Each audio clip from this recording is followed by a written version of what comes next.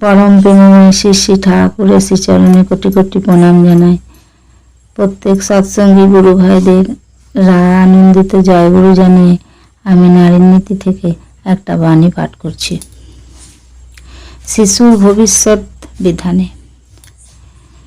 ছেলেদের বোধের পাল্লা মায়ের যদি নখদর্পণে না থাকে, কি সে পছন্দ করে, কেমন কথায় ভয় করে, আতকে ওঠে কেমন করিয়া তাহার ভিতর সন্দেহ বা বিশ্বাস সৃষ্টি করিতে পারা যায় ইত্যাদি প্রয়োজন মতো প্রয়োগ করাই হইয়া ওঠে না।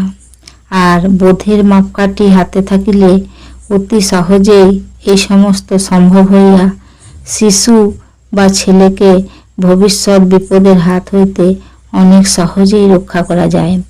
তুমি তোমার সন্তানকে সব সময় নজরে ও হিসাবে রাখিও। বাণী সংখ্যা 152। জয় গুরু।